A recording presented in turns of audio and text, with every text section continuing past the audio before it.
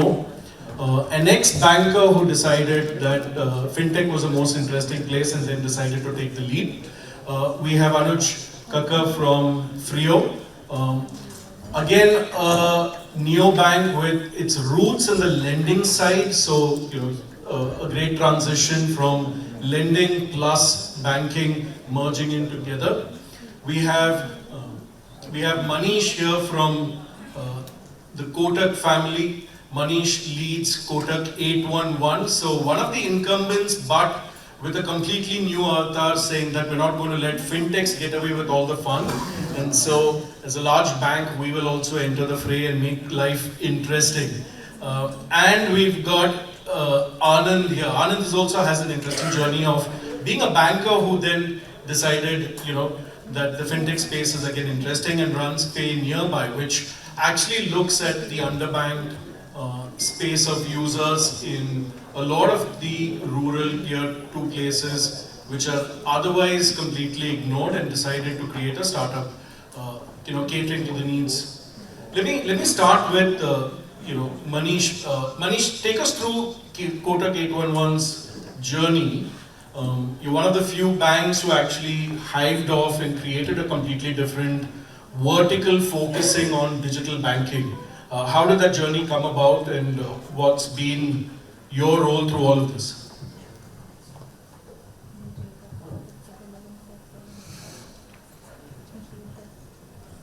Hello. Yeah.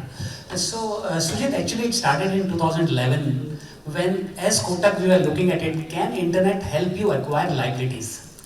Way back then, most of the assets were being sold on internet. But liabilities, getting a saving account was very difficult.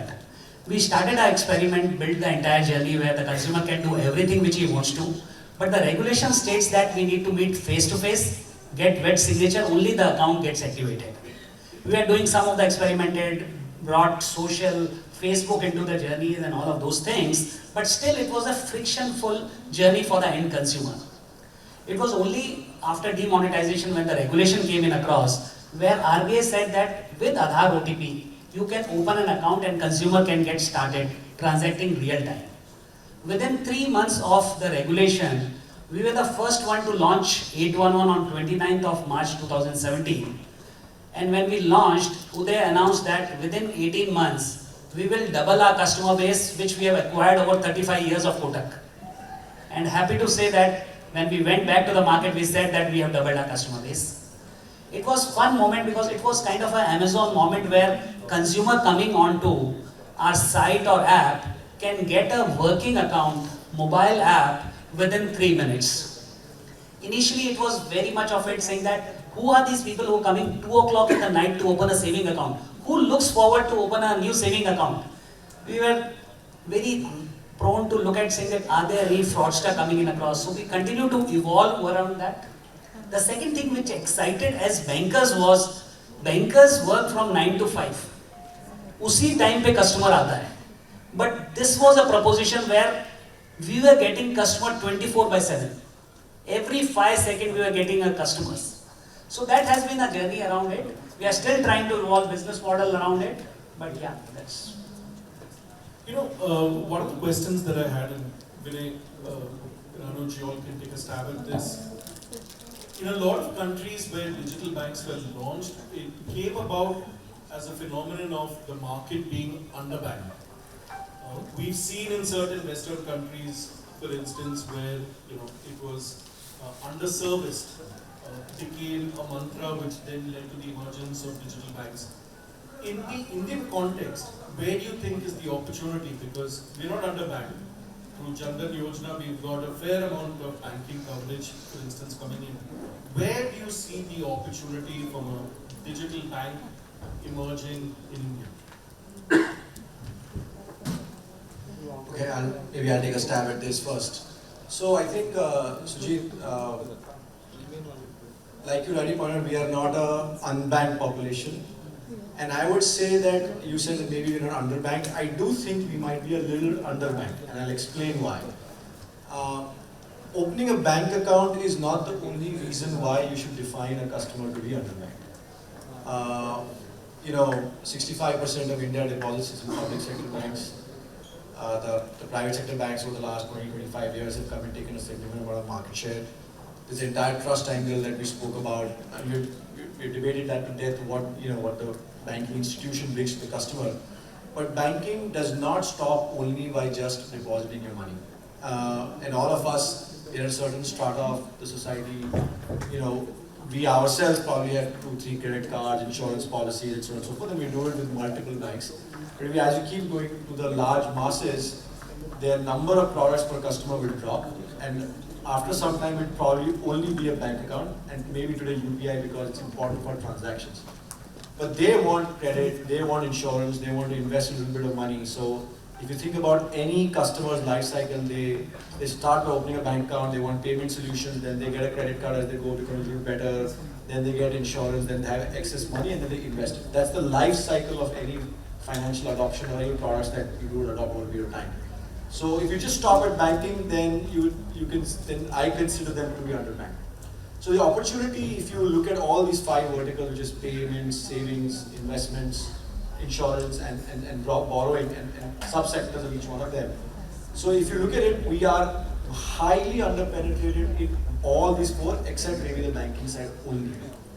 And ideally, the bank deposit should be able to feed off the deposit that you make, the transactions that you make, and maybe I think UPI should be a part of it, to ensure that the person gets the right amount of credit, gets the right amount of insurance, the right amount of opportunity to invest in their ticket size. It may not be a lot, but it will be small. Till that time, I think the opportunity tends to be massive.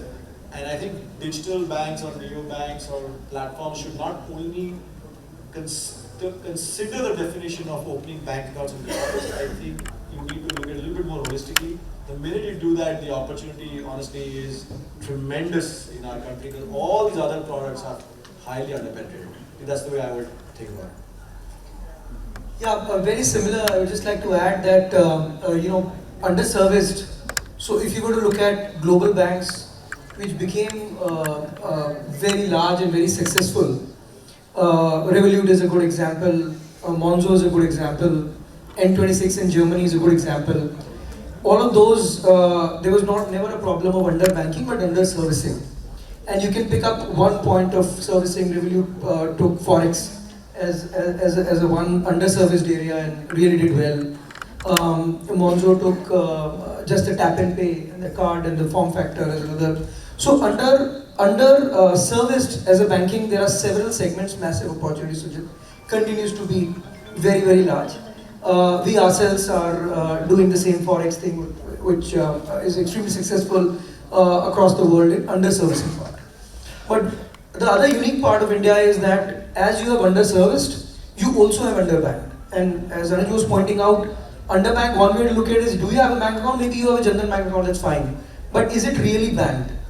Because you may not have an access to that bank account, you may not have an app which is as savvy, you not be able to withdraw, transfer money. In fact, the number of, and of course Anand would talk about it, the number of people who just struggle to send their money back to their family back home because of whatever scenarios, it tells us that we are significantly underbanked. So opportunities across the food chain in India, right from bottom of the pyramid to top of the pyramid. Bottom of the pyramid more underbanked and top of the pyramid more underserviced.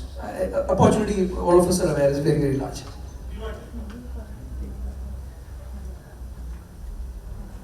I'd like you to go a step further in this because Anuj, you spoke about the entire life cycle of consumers from savings to payments to credit, insurance. But one would argue that traditional banks also do the exact same thing, right? And so, what element of differentiation do you think actually drives customer adoption? A lot of you all have seen success where millions of customers have come in suddenly. Kotak's 811 for instance has had a stellar run for over 5-6 years, and then you've had fintechs like Niyo, Jupiter, Freo, all of them entering the space, and there seems to be insatiable demand, right? You want to throw some light in terms of what's driving this consumer adoption, what's actually driving this behavior from a consumer standpoint? So I think, the banks have a cost of capital advantage, we all understand that, right? So given that, they will obviously give it to to any customer, any product, they'll give it maybe a little bit cheaper. And that's not a problem because at the end of the day, at least if you stack rank the lending rate of interest, it'll match to the cost of capital everybody else, and that's fine. That's not a problem. But the cost of capital advantage that the banks have is only a certain part of the equation. If you look at all the other aspects of it, because the cost of capital is low and because of a certain competitive pricing that they have in the market, their cost structures does not allow them to do all these 4 or 5 things that we spoke about in one place, feeding off each other's data. And that has been, at least so far, that has been a big differentiation that the neobanks, the digital banks have built. In any value proposition discussion, there's points of parity and there's points of differentiation. The points of parity is that I'm also giving you this, banks are saying, I'm also going to give you this. The points of differentiation from a bank's perspective is sometimes I can give it to you cheaper because my cost of capital is lower, but that tends to be larger on the lending side, and then a certain customer segment that you attract. But the large mass of the customer, they do not, I should not say they do not, they may not attract them because for them that customer is not probably economically viable at the bottom line. When you are able to take those cost structures and break them down and pass that benefit to the customer and do all of this in one place and have your data feed off each other, you are able to create that differentiation. I think that's what has driven the adoption over the last 4 or 5 years. Not to say that the next 5 years is going to be the same way. All the banks and the 811 are probably going to go down the same path. We are going to go down their path. A little bit of a mix as you go along. But your question on differentiation, so far I think this has been the one because the ticket size that you can let the person come in, start small, has been a big driver. I think that's what we have seen. And then you expand the customer. While for the banks, at least traditional guys, the ticket size has become a deterrent rather than an acquisition. I think that's been something we have learned. Anand, coming to you, right? The same question in terms of, from a segmentation strategy, right? There's been an interesting digital divide. You tend to assume that digital adoption of digital banking services or digital payments to a larger extent is an urban phenomenon, a tier 1 phenomenon which slowly moves its way down into tier 2, tier 3. You've started working in a segment which is, driven by a lot of financial inclusion, which you would assume has got covered by the traditional incumbents. How's your experience been and where do you think you have an advantage? So, one myth that there is only unbanked and underbanked. There is also misbanked segment, and 2 lakh crore lying in Jan Dhan account unused is misbanked. 52,000 crore moving to RBI through Pravah of the dormant account is misbanked. 11 crore people using gaming app, but only 4 crore folios in mutual fund is misbanked. The fact that the bank does not want to sell mutual fund because it will impact their CASA balances is misbanked. Now this is where the role of a unbiased distributor, मतलब literally राष्ट्र हित में समर्पित, अगर बगल का किराना दुकान आपको दूध बेचता है, ग्रोसरी देता है, सब्जी देता है, depending on your requirement, his human intelligence, his social intelligence of the ecosystem around helps him understand the psyche of the requirement of the consumer. Sharma ji's son is jobless, Gupta ji's daughter is marriable. He knows this all, right? Singh Sahab wants to make a low-cost housing, so there is a loan. Agarwal ji का बेटा पढ़ने जा रहा है, उसको education loan चाहिए या लड़के को बाइक लोन चाहिए. जो वो इंटेलिजेंस है, वो सारे डेटा के बियॉन्ड है. And no one is going to share data. Account aggregator, banks are taking tons of time to come on the platform. It's so beautifully designed platform, right? A financial information provider and a financial information user. And it will take you and me full life to do that. Much rather, beyond artificial intelligence, apply the human intelligence is where our attempt was. It's not a social service or charity that we are in. Let me tell you, we are here doing Har Dukaan Digital Pradhan. The idea of taking banking beyond the realms of the border where we operate, the digital savvy greedy segment, let me call it out, DSG. Competition बहुत है, mutual fund देने वाले 10 apps पड़े हुए हैं, Niyo banking के नाम पर 50. Every customer who has opened a Niyo banking account has experimented that I know. I know of a bank which had 90 paisa in the bank account on an average, the Delhi region around bank. I know a bank which had 12 rupee average balances in the account, and here are we building up a portfolio at grassroots level with a kirana dukan using Pratyaksha Mev Pramanam with the Aadhaar bio auth, delivering a kit and having balances of 14,000, 15,000. I will not call it yet banking because it is basic. Mohan sir, you use a very good word. Bharat ke liye you say what financial independence, actually reaching financial independence to the masses. Usme the kirana wala knows that for the daughter's wedding after 10 years you need to save in mutual fund. Tomorrow we are launching mutual fund with the kirana dukan. Starts with 250 rupees sip. So my take is totally different on the segment that we serve. And I'm sure Madhavi used to say us that go where people don't go because there is no traffic jam. And there is no strategy required. You just got to be there, boys, and do the thing. That's about it. That's the strategy. So we have taken a long shot. We are in the position of the reverse direction. 1 million plus retail touch points. We don't burn money. We have not raised money from outside. Oh, sorry, the investors have not given us money. But what we have done is amazing. And yeah, कोई देगा भी होगा तो नहीं देगा. ताली मत बजाओ, please.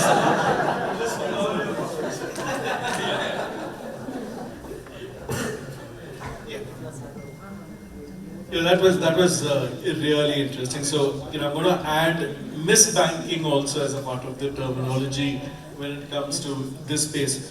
What I'm really curious, right? In terms of technology, right? Because a lot of the digital banks globally, if you actually see, are tech first, fin later, right? And if you think about the banking world, it's compliance first, everything later. Now the key question is, how do you think technology can be, one, a vast differentiator, and two, will it continue to be a competitive advantage over a period of time? So Vinay, you and then Manish, you can join in on to the...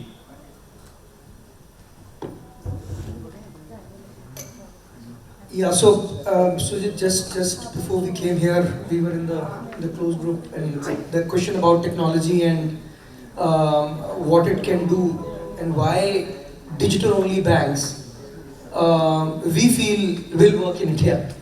The reason is, the one thing technology does is it reduces cost dramatically, and we have seen everything to do with technology, whether it is a phone or a car or anything. Wherever you keep innovating on technology, the cost keeps coming down. Same thing with banking, that you keep putting in more technology, the cost will keep coming down. And when you are digital only as a franchise, and I'm a firm believer that it is a feasible solution. It has worked in US, it has worked in Brazil, so very rich country, not so rich country. It has worked brilliantly well with Wala in Argentina. It has worked in Mexico, Colombia, why not India?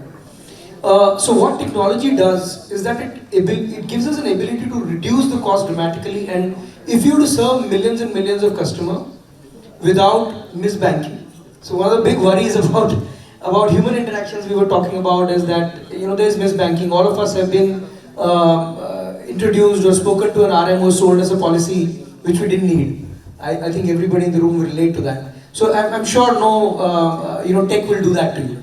So ability to cut out misbanking by using data, ability to give you an experience which is tailor-made for you, an ability to give you a customer experience which is not dependent on a less trained person on the other side. All of this is possible through technology. And whatever we may say about current banks and what is available, they are doing a phenomenal job. But they are compliance first. They are finance first, and technology, they are improving, but they're not right there. And when you look at the other side of the story, it's technology first, and then you add finance and of course compliance. There is no choice, everybody has to do it. So both worlds have to combine at a stage and contribute. We are a banker moving on the other side, and similarly, there are bright tech people who would move to the bank side and build great products. But you will need tech, whether you are fintech or whether you are a bank, to provide the kind of services you want to provide to the consumers. And I would want to stick my neck out that if it is digital only, then whatever the trappings you have of a traditional physical setup, you will have to find solutions around not doing it. and in long run it's going to be beneficial for everybody. Sujith, my take is it's misconception that if you are a bank, you don't use technology, right? So I think banks have moved up the curve and they are using technology. My belief is technology is one part of it. The differentiation would be data. How evolved is your data strategy? Can you really leverage data? Because technology can become stable. Data, new footprints are coming every day. If you have data science model and you're using it across, that could be one differentiator. I also agree with Anand that physical plays a very important role. The trust, the bank round the corner gives the confidence and gives them. So I believe that traditional bank who can get their act together, which we are trying to do, can be a disruptor itself. But lot many times it is seen that, oh, bankers are compliance first. What shame is it? Right? We are seeing regulator has saved India when we look across when COVID happened. So I don't think being a compliance focused is any shame. But along with that, if you can get your act together on technology, data and distribution, probably you can get what you're looking for. Manish, two questions there, right? I think anybody operating in the fintech, financial services space, compliance is table stakes, right? You just cannot ignore it. You ignore it at your own peril. The key question is legacy systems from a technology perspective and the pace at which you are able to bring about innovation, right? So everyone uses technology. The key question becomes how fast can you scale, how flexible are your systems? How have you seen that journey? So Sujith, I agree to some extent per se. There are three components to it. One is the customer experience front end, the middleware and the core system, right?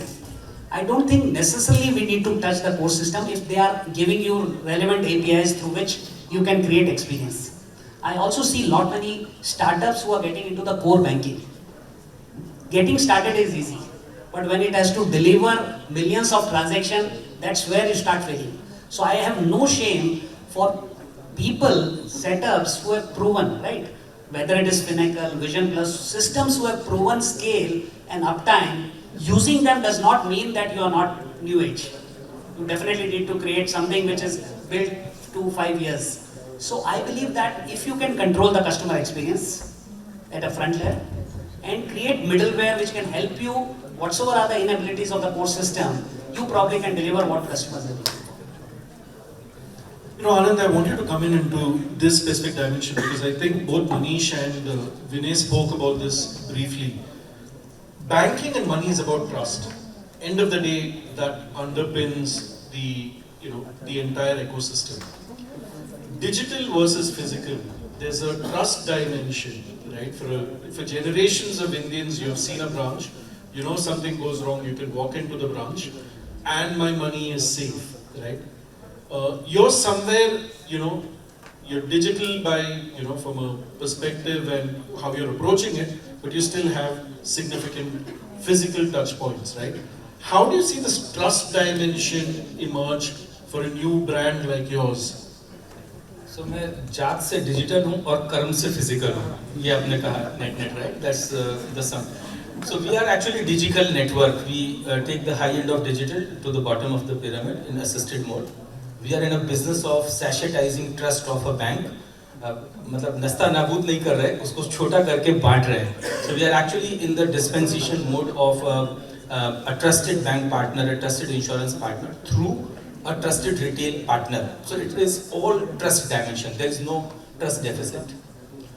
Now, what is the core here is that beyond a point, the balance between the trust and convenience and privacy is the play.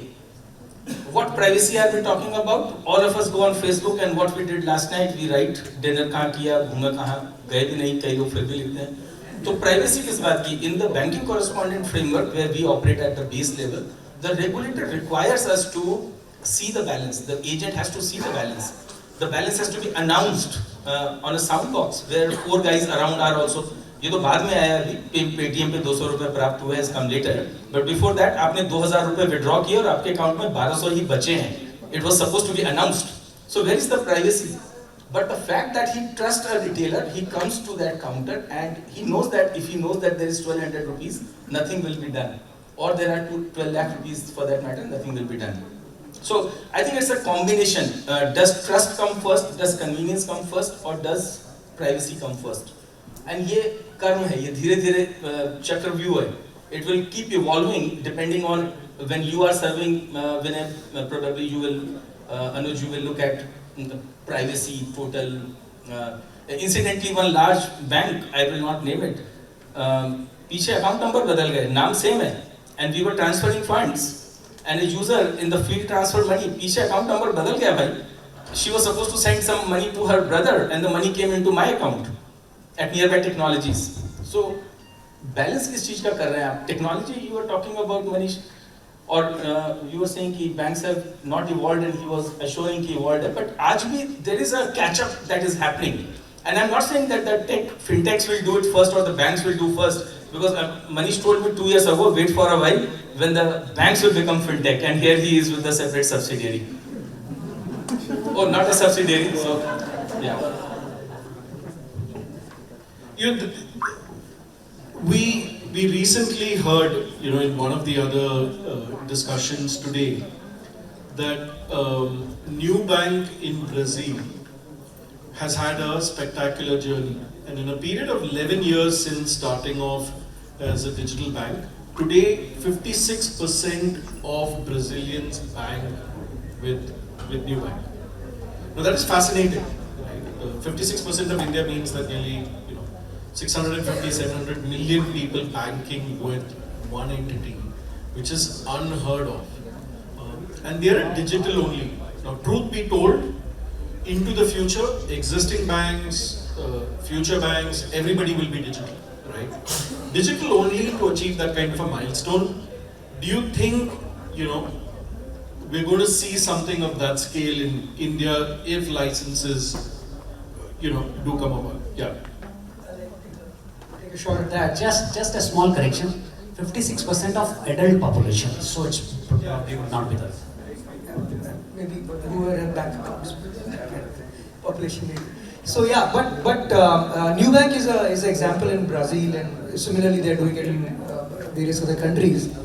But if I look at India example, Sujith, and I keep saying the father of that UPI, which you got, from Bheem, it came into Google Pay thanks to you, and that's when it became really popular.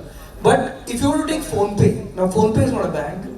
It definitely doesn't have the trust which Google enjoyed. So PhonePe is a startup. And for the number of people, and it doesn't have any branches, it doesn't have any agents, but the number of people who trust them with their money. Now you can do a 1 lakh transaction on UPI or a 2 lakh transaction on UPI on a fully digital platform.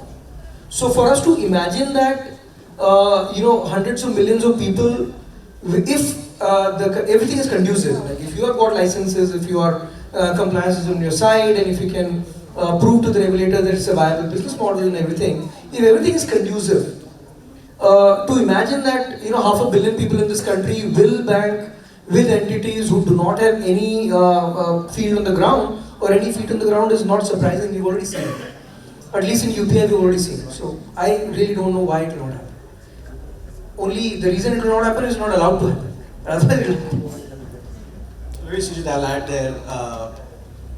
I think the question is not if, I think the question will be when. And I don't even want to conjecture whether it will be banks first or fintechs first, like Anand and Manish were saying. I think there will be a co-creation journey. But I'll tell you, the way to think about it is that all along our panel we have spoken largely, and maybe the exception of Anand, we have spoken about from a regulatory and from a cost perspective, etc., and from a business perspective. But if you ask the consumer that do you want to walk into a branch and how do you want to deal with this, you will get very surprisingly different answers. The trust angle that the bank has created for you so that your money is safe has been done over decades. And there's an institution behind it that says that your money is safe with this bank A, B, and C.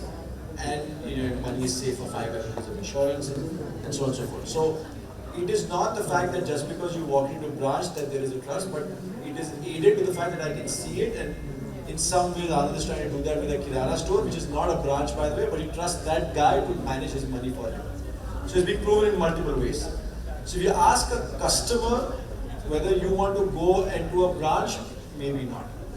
But do you want the trust that the branch brings? Absolutely. So the challenge is that the digital only kind of scenarios should figure out a way to ensure that you solve for the trust and the simplicity and the assisted issues for maybe the bottom of the pyramid. Mid guys may not need as much assistance, but definitely trust. The top guys, all of us are getting served anyways by 3 banks. So the large mass of the people, they need to know that if I am digital and if there is the institution backing them to say that your money is safe, if these guys go to I'm watching that they are not playing hooky with their money, I think we'll achieve that very soon. So I don't think it's a question of if, rather it's probably a question of when this will come about together in accordance with whatever the law is, and it needs that the regulatory muscle behind it to ensure that this works, because that will be very good for the final customer. Anand, just if you could talk about to a certain extent about this trust dimension, because one of the real menaces that we are seeing as a result of digitization coming in is frauds increasing, right? And various types of frauds, which identity theft, some kind of an account takeover, different kind of things. I'm very curious, and Manish, I'd like you to talk about it from a risk management perspective, as well as what are you seeing about it, from using all of these channels. Because the threat is real around risks, and risks have grown dramatically as more and more new integrations have come in, especially from a consumer DPI perspective. So, where does the fraud originate is the key, not in the flow.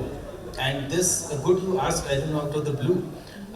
The I4C, Integrated Cybercrime Coordination Cell, many of us were there 30th April, trying to explain the cyber sleuths, ED, CBI, and all the cybercrime DCPs, that your core is to go and intercept the original port of fraud, where the mule account was opened, where the first IP address was used, where the first MAC ID was used, where the money came.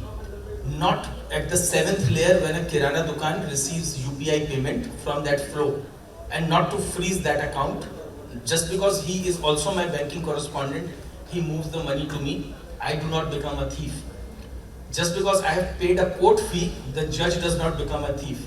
So the point was proven that it's not in the flow. The fraud has to be controlled at ab initio. Now, if you see the mule account patterns, all the dormant accounts that I have no other way but to look at it this way, that were opened without supervision. Earlier, what was that called, where you had to recommend someone to open an account? Introduction, yeah. Introduction was a mandatory thing, and if you do not have an introducer, you don't have a bank account, and lo behold, here you have a face auth based account opening one time and then the muling starts. How do you control that? And it's imperative. We all know that to go to the next level, we have to bring in some level of balance between trust, security and convenience. So again, ये काल चक्र है. अभी you are playing on the convenience part first, trying to granularize, reach to everyone, and then the dimension comes when the regulator stands up and says, you need to control it, there is trust deficit. As much easy it is for us to quote the Brazil example and the M-Pesa example, important to call out that there the regulator was sleeping, that the infrastructure of banking was dormant, tha hi nahi. The telco stood up and did the entire country on the banking platform. And no one obviously had guts to come and unbank them. At that Even in Brazil, that was the case that for telcos. bank came in now. Yes, of course, but the telcos drove the banking in most of the places. Yeah, and here you give a license cycle चलाने के लिए, बंदा aeroplane उड़ाने लगता है. A prepaid card guy starts lending, and the regulator wakes up and sneezes, and the entire industry has a diarrhea. So where are you comparing actually the trust, the fraud? There are a lot of things, and there is one generation which has to suffer. This is like a समुद्र मंथन. ये generation को विष पीना ही पड़ेगा, इसके बाद वाले में अमृत पान करने मिलेगा. तो एक डायमेंशन लगेगा, खुदाई होगी, नींव के नीचे गड़ेंगे काफी लोग, इसके ऊपर इमारत बनेगी.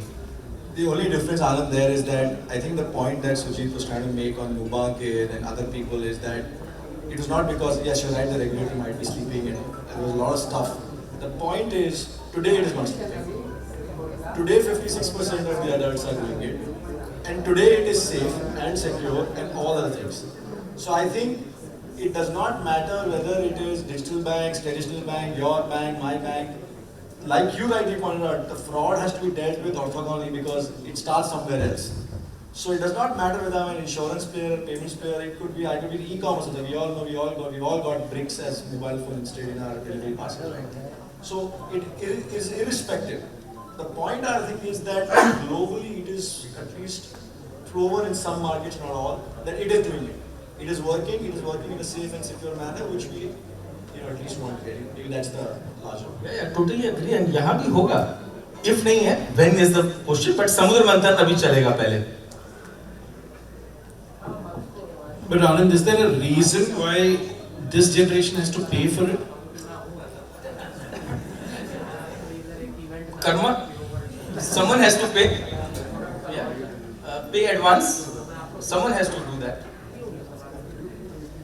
So कर्मा का भी अभी ऐसा है कि कर्म का फल इसी जन्म में मिलता है.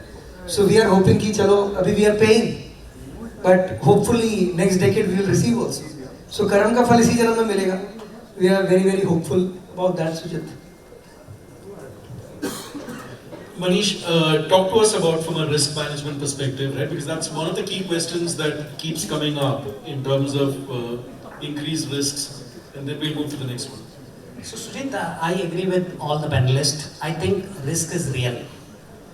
Like any other problem, that's one of the problems which needs to be handled.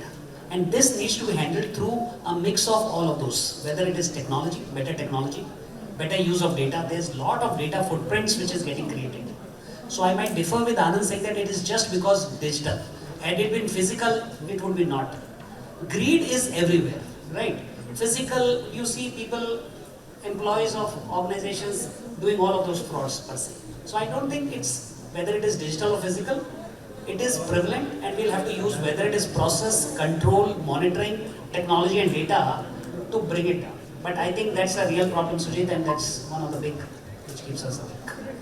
Moving on to the next question, something that there's been a lot of discussion around. What's been proven at least is that digital first models can achieve scale. The question which is still unanswered to a large extent is, can it become profitable? I'd love to get your views in terms of how do you see this space emerge, one. Two is, the incumbents are very well entrenched, right? And fairly large traditional players who are getting digital faster and faster. Do challenger banks or a digital-only model, for instance, in India, will it emerge to be of significant scale and size? I'd love to have everyone's view on this. So on profitability, Sujith, I mean the answer lies in data. And if you look across the world, you look at Nubank, you look at Chime, you look at Revolut, you look at Monzo, and you look at their results over the last 6 months, 1 year, 1.5 years, every single one of them is profitable. So it's very simple. If you're there for 10 years, you're surviving for 10 years, you will turn profitable, or you won't survive. So one of the two. And if you actually survive after 10 years and you are digital, you're going to be massive. I mean that is in all probability what the what the globe is telling us. Whether it will play out the same way in India, it should play out even better. For the reason, if you look at South, and we keep talking about Brazil, but forget about Brazil, we talk about Mexico, Argentina, Colombia, we can take up all of these economies which are significantly slower in growth compared to India. There, these banks have turned profitable. Indian economy is on a tier, like 7%, 8%. Nowhere in the world we are seeing this size of economy growing at this pace. And Manish would very well know that Kotak, I had a privilege of working with him for a very few years. But one of the things he was very clear about is that if the economy is growing at X, then banking will grow at 4X. And my thought is if economy is growing at X, banking is growing at 4X, then digital products will grow maybe 8X or 10X. So profitable digital banks, 811 purely digital, let's say, or anywhere, PayNearby, everybody is going to be extremely profitable, there's no doubt. How large it will be defined by what you're allowed to do, how much you're allowed to do. Because if let's say digital banks get launched today, will they become profitable today? No. But in 2034, will you have a massively profitable, fully digital bank? 100%, without a doubt. Yeah, I think I couldn't agree more that you will, in 10 years' time, you will have massive number of players who will have large profit pools. And what will be allowed, what will not be allowed is a classic example of, say, payment bank licenses, Sujith, where where there you can do liabilities and you cannot do assets, and that unfortunately has a little bit of a stress on the bottom line. And some people who have managed to do it, some people have not managed to do it, some people have returned the licenses because they realized that there was no business model to be created at the bottom line. And I think in India at least, given that all those products that I spoke about in the life cycle of the customer are under-penetrated, not just the banking per se, which is where the customer puts money and then you give money to the customer. If everything else is also attached to it, I think there is definitely a profitable play to do it.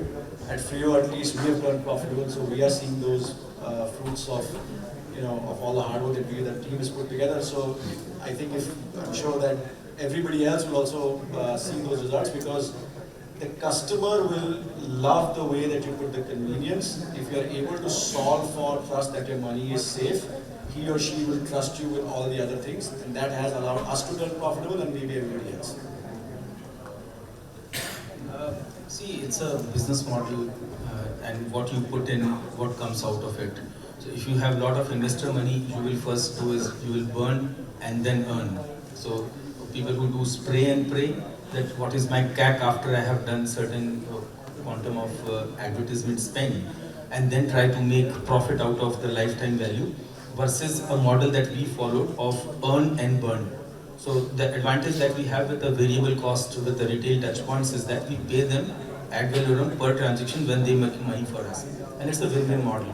You don't have to answer to anyone that I burned your money, I did not burn your money, thanks to investors there.